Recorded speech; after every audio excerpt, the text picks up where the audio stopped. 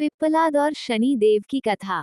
जब महर्षि दधीचि के मांसपिंड का दाह संस्कार हो रहा था तो उनकी पत्नी अपने पति का वियोग सहन नहीं कर पाईं और पास में ही स्थित विशाल पीपल वृक्ष के कोट में 3 वर्ष के बालक को रख स्वयं चिता में बैठकर सती हो गईं।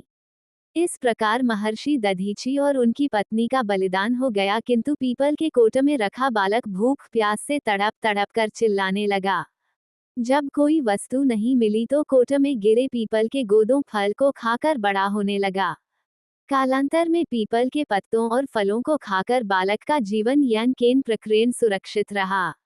एक दिन देवर्षि नारद वहां से गुजरे। नारद ने पीपल के कोट में बालक को देखकर उसका परिचय पूछा। नारद, बालक तुम कौन हो? बालक, यही तो मैं जानना चाहता हूँ। नारद, तुम्हारे जनक कौन हैं? बालक, यही तो मैं जानना चाहता हूँ। तब नारद ने ध्यान धर देखा। नारद ने आश्चर्यचकित हो बताया, हे बालक, तुम महान दानी महर्षि दधीचि के पुत्र हो। तुम्हारे पिता की अस्थियों का वज्र बनाकर ही देवताओं ने असुरों पर विजय पाई थी। तुम्हारे पिता दधीचि की मृत्यु मात्र 31 वर्ष की वय में ही हो गई थी। बालक, मेरे पिता की अकाल मृत्यु का कारण क्या था? नारद, तुम्हारे पिता पर शनिदेव की महादशा थी। बालक, मेरे ऊपर आई विपत्ति का कारण क्या था? नारद, शनिदेव की महादशा।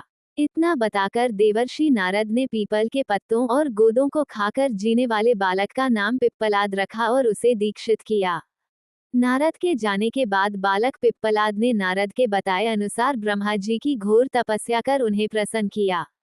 ब्रह्मा जी ने जब बालक पिप्पलाद से वर मांगने को कहा तो पिप्पलाद ने अपनी दृष्टि मात्र से किसी भी वस्तु को जलाने की शक्ति मांगी। ब्रह्मा जी से वरदान मिलने पर सर्वप्रथम पिप्पलाद ने शनि देव का आह्वान कर अपने सम्मुख प्रस्तुत किया और सामने पाकर आंखें खोलकर भस्म करना शुरू कर दिया। शनिदेव सशरीर जलने लगे। ब्रह्मांड में कोलाहल मच गया। सूर्यपुत्र शनि की रक्षा में सारे देव विफल हो गए। सूर्य भी अपनी आंखों के सामने अपने पुत्र को जलता हुआ देखकर ब्रह्मा जी से बचाने हेतु विनय करने लगे। अंततः ब्रह्मा जी स्वयं पिप्पलाद के सम्मुख पधारे और शनिदेव को छोड़ने की बात कही, किंतु पिप्पलाद तैयार नहीं हुए। ब्रह्मा जी ने एक के बदले 2 वरदान मांगने की बात कही। तब पिप्पलाद ने खुश होकर निम्न 2 वरदान मांगे। जन्म से 5 वर्ष तक किसी भी बालक की कुंडली में शनि का स्थान नहीं होगा, जिससे कोई और बालक मेरे जैसा अनाथ न हो। मुझ अनाथ को शरण पीपल वृक्ष ने दी है। अतः जो भी व्यक्ति सूर्योदय के पूर्व पीपल वृक्ष पर जल चढ़ाएगा उस पर शनि की महादशा का असर नहीं होगा। ब्रह्मा जी ने तथास्तु कह वरदान दिया।